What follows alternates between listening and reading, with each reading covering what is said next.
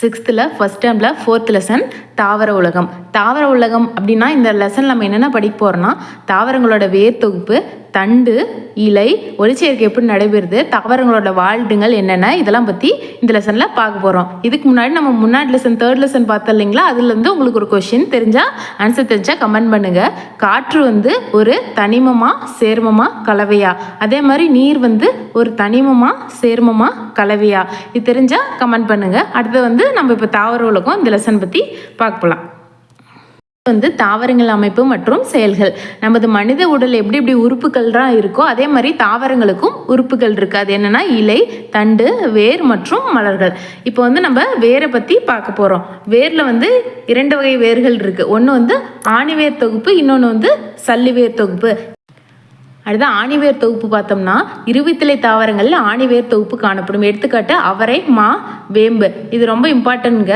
ஒருவித்திலை தாவரத்தில் என்ன வேர் காணப்படும், இருவித்திலை தாவரத்தில் என்ன வேர் காணப்படும்னு கொஸ்டின் கேட்கறதுக்கு வாய்ப்பு இருக்குங்க. ஆணிவேர் தொகுப்பு, இந்த வேரை பார்த்தீங்கன்னா உங்களுக்கு பார்த்தாவே தெரியும், இது ஸ்ட்ரெயிட்டாக ஒரு ஆணி மாதிரி இருக்குது. ஆணிவேர் தொகுப்பு இருவித்திலை தாவரங்களில் காணப்படும். அடுத்தது சல்லிவேர் தொகுப்பு. சல்லிவேர் தொகுப்பு ஒருவித்திலை தாவரங்களில் காணப்படும் வேர் தொகுப்பு சல்லிவேர் தொகுப்பு. எடுத்துக்காட்டு நெல், புல், மக்காச்சோளம். நெல் பார்த்திங்கன்னா அது விதையிலேருந்து முளைச்சி வரும்போது ஒரே ஒரு இலை காணப்படும். அதே மாதிரி புல், மக்காச்சோளம் இதெல்லாமே சல்லிவேர் தொகுப்புக்கு எக்ஸாம்பிள், ஒருவித்திலை தாவரங்கள். அடுத்து வேரின் பணிகள். தாவரம் ஒரு தாவரத்தை பூமியில் நிலைநிறுத்துவதற்கு வேர் பயன்படுகிறது. அடுத்தது மண்ணில் இருக்க கனிமங்கள் மற்றும் நீரை உறிஞ்சுவதற்கு வேர் பயன்படுகிறது. அப்படின்னா கேரட், பீட்ரூட் போன்ற தாவரங்கள் தங்கள் தயாரித்த உணவுகளை வேர்களில் சேமிக்கின்றன அப்படின்னு சொல்கிறாங்க. இப்போ ஒரு கொஷின் கேட்குறாங்க பாருங்க, எந்த தாவரங்கள் தாங்கள் தயாரித்த உணவை வேர்களில் சேமிக்கின்றன அப்படின்னா அதுக்கு ஆன்சர் கேரட், பீட்ரூட். அடுத்தது பார்த்தோம்னா தண்டு.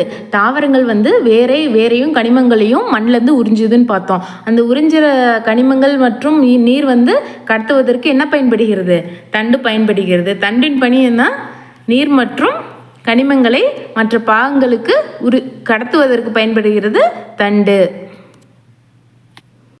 இலையினால் தயாரிக்கப்பட்ட உணவு எங்கே தயாரிக்கப்படுகிறது, இலையில் தயாரிக்கப்படுகிறது. அந்த இலையில் தயாரிக்கப்பட்ட உணவுகள் தண்டின் வழியாக தாவரத்தின் பிற பாகங்களுக்கு கடத்தப்படுகிறது. சில தாவரங்கள் உணவை தண்டில் சேமித்து வைக்கின்றன. எடுத்துக்காட்டு கரும்பு. முன்னாடி நம்ம பார்த்தோம் வேரில் உணவை சேமித்து வைக்கும் தாவரங்கள் எது, கேரட், பீட்ரூட். அதே மாதிரி தண்டில் உணவை சேமித்து வைக்கும் தாவரம் எடுத்துக்காட்டு கரும்பு. இது ரொம்ப முக்கியமான பாயிண்ட்ஸை குறித்து வச்சுக்கோங்க. அடுத்து நம்ம இப்போ இலை பார்க்க போகிறோம். இலையின் பணிகளை பார்க்கலாம். நம்ம இப்போ தேவையான பாயிண்ட்ஸை மட்டும்தாங்க பார்த்துட்டு இருக்கோம். மற்றெல்லாம் ஸ்கிப் பண்ணி போயிட்டே இருக்கலாம். நம்மளோட டிஎன்பிஎஸ்சிக்கு எது தேவையோ அதை மட்டும் பார்த்துட்டு இருக்கலாம். இலை பச்சை நிறத்தில் இருக்கிறதுக்கு காரணம் என்ன, அதில் பச்சையும் இருக்குது. இலையின் அடிப்பகுதியில் நுண்ணிய துளைகள் காணப்படும். இது இலைத்துளைகள் அப்படின்னு சொல்கிறாங்க. இலைத்துளைகள் எதுக்கு பயன்படுகிறது, நீராவி போக்குக்கு பயன்படுகிறது. அடுத்தது இலையின் பணிகள் பார்க்கலாம். ஒளிச்சேர்க்கை மூலம் உணவு தயாரிக்கப்படுகிறது. அடுத்தது சுவாசித்தலுக்கு உதவுகிறது. இலைத்துளை வழியே நீராவி போக்கு நடைபெறுகிறது. முன்னாடியே பார்த்தோம், இலைத்துளை வழியே நீராவி போக்கு நடைபெறுகிறது. அடுத்தது இங்கே பாருங்க, ஒரு பாயிண்ட்ஸ் கொடுத்துருக்காங்க. விக்டோரியா அமேசோனிகா என்ற தாவரத்தின் இலை 3 மீட்டர் விட்டம் வரை வளரக்கூடியது. நன்கு வளர்ச்சியடைந்த இலையின் மேற்பரப்பில் 45 கிலோகிராம் எடை அல்லது அதற்கு இணையான ஒருவரை தாங்கும் திறன் கொண்டது எது, விக்டோரியா அமேசோனிகா. அடுத்தது விதை பார்க்கலாம். விதை பார்த்தோம்னா விதைகள் அமைந்திருக்கும் அடிப்படையில் தாவரங்கள் 2 வகையாக பிரிக்கலாம். ஒன்று ஆஞ்சியோஸ்பெர்ம், இன்னொன்று ஜிம்னோஸ்பெர்ம். ஆஞ்சியோஸ்பெர்ம்னா மூடிய விதை கொண்ட தாவரம், ஜிம்னோஸ்பெர்ம்னா திறந்த விதை கொண்ட தாவரம். இங்கே பாருங்க, இது ரெண்டுமே எக்ஸாம்பிள் கொடுத்துருக்காங்க. ஒரு மூடிய விதை கொண்ட தாவரம் ஆஞ்சியோஸ்பெர்ம். ஏன்னா மாம்பழத்துக்கு உள்ளதான் விதை இருக்கும், அதனால அது ஒரு மூடிய விதை கொண்ட தாவரம். அடுத்தது திறந்த விதை தாவரத்துக்கு ஜிம்னோஸ்பெர்ம் எக்ஸாம்பிள் பாருங்க, சைக்கஸ். இந்த படத்தில் கொடுத்துருக்காங்க பாருங்க, அதுதான் சைக்கஸ் தாவரம். இது ஒரு குரோட்டன்ஸ் மாதிரி வளரக்கூடியது. வாழிடங்களின் வகைகள்னு கொடுத்துருக்காங்க. நிலவாழிடம், நீர்வாழிடம்லாம் இது ஜஸ்ட் ஒரு இது பார்த்துக்கோங்க. இதெல்லாம் நம்ம சுற்றி இருக்கிற குளம், குட்டை, மலை இந்த மாதிரி பாயிண்ட்ஸ் தான். அதெல்லாம் ஜஸ்ட் ஒரு டைம் பார்த்துக்கோங்க. அடுத்தது உலகின் மிக நீளமான நதி இது நைல் நதி. இது எவ்வளோ தூரம் நீளம் உடையதுன்னா 6650 கிலோமீட்டர் நீளமுடைய. இந்தியாவின் மிக நீளமான நதி கங்கை. இதன் நீளம் 2525. இது ரொம்ப முக்கியமான பாயிண்ட், நோட் பண்ணிக்காங்க. இந்தியாவின் மிக நீளமான நதி கங்கை ஆகும். இதன் நீளம் 2525. இது ஜியோகிராஃபிலையும் இந்த கொஸ்டின் வருங்க. அடுத்து தாமரை இலை நீரில் மிதக்க என்ன காரணம்னா, தாமரை இலை காம்பில் உள்ள காற்று இடைவெளிகள் அவை நீரில் மிதக்க உதவுகின்றன. உலகில் 28% நிலவாழிடங்கள் உள்ளன. ஏற்கனவே நம்ம சின்ன வயசுலவே படிச்சிருப்போம். 70% நம்மளை சுற்றி 3 பக்கமும் நீரால் சூழப்பட்டது, ஒரு பக்கம் மட்டும் நிலப்பகுதி அப்படின்னு சொல்லி சின்ன வயசுலேயே படிச்சிருப்போம். அந்த பாயிண்ட்ஸ் தான் பாருங்க. உலகின் 28% நிலவாழிடங்கள் உள்ளன.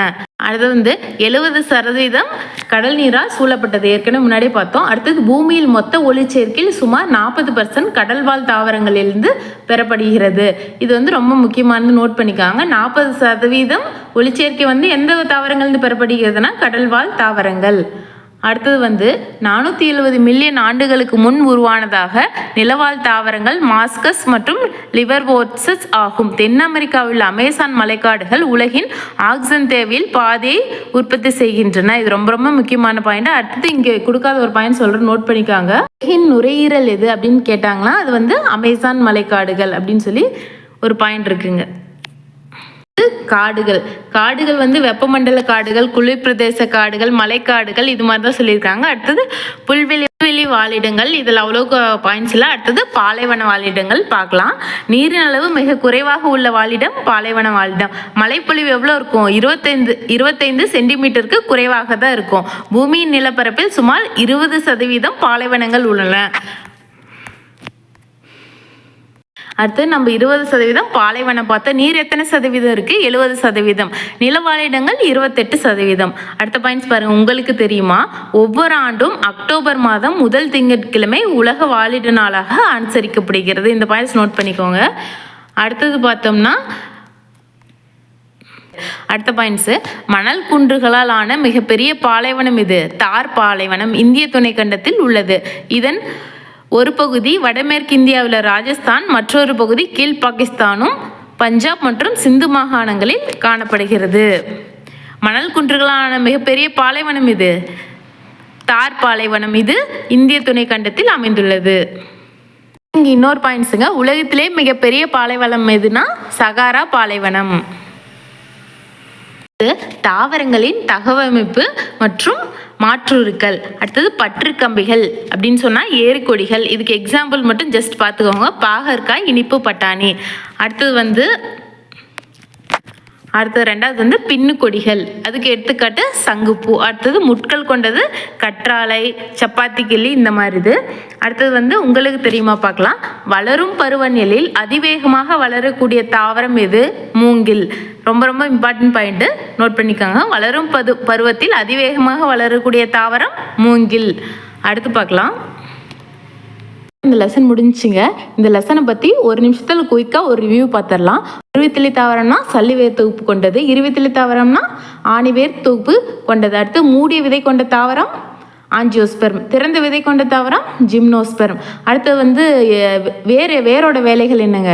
மண்ணிலிருந்து நீர் மற்றும் கனிமங்களை உறிஞ்சுவதற்கு பயன்படுகிறது.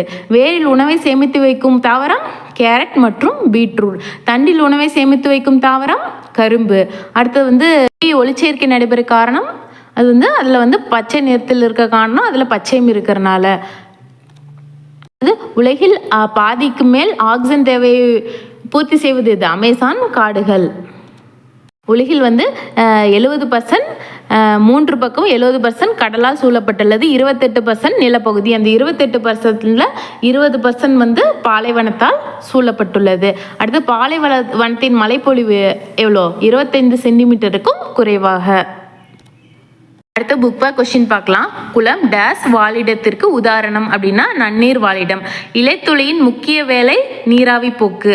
நீரை உறிஞ்சும் பகுதி வேர், ஏற்கனவே பார்த்தோம். அடுத்தது ஆகாய தாமரையின் வாழிடம் நீர். அடுத்து கோடிட்ட இடத்தை நிரப்புக. புவிப்பரப்பில் டேஸ் % நீரால் சூழப்பட்டுள்ளதுன்னா 70%.